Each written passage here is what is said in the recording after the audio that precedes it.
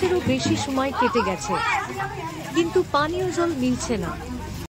সব জায়গায় অভিযোগ করে আবেদন জানানো হয়েছে, কিন্তু সবই বিফলে গেছে।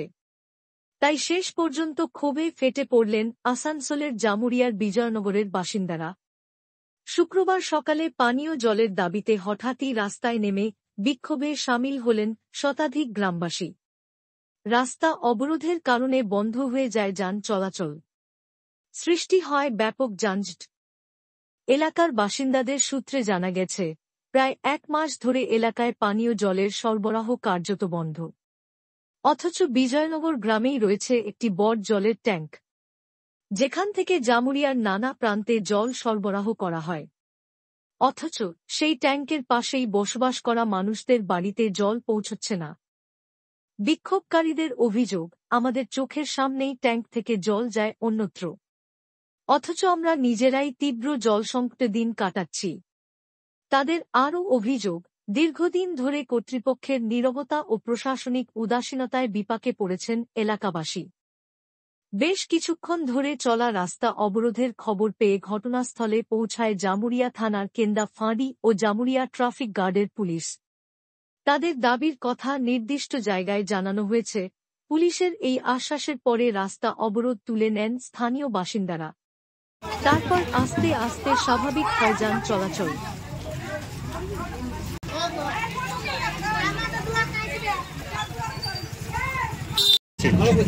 সমস্যা আমাদের গোটা গ্রামে জল পড়ছে, ওই পাড়াতে জল পড়ছে, এই পাড়াতে জল পড়ছে, আমাদের পাড়াতে 20 দিন জল নেই।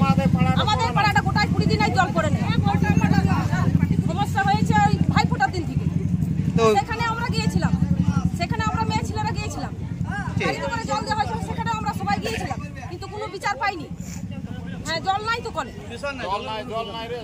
এত বড় পাড়াটা আছে, এরকম কলে জলে হবে সবাই করে? আমরা এখন জল চাইছি। কি নাম আপনার? রেখা পাল।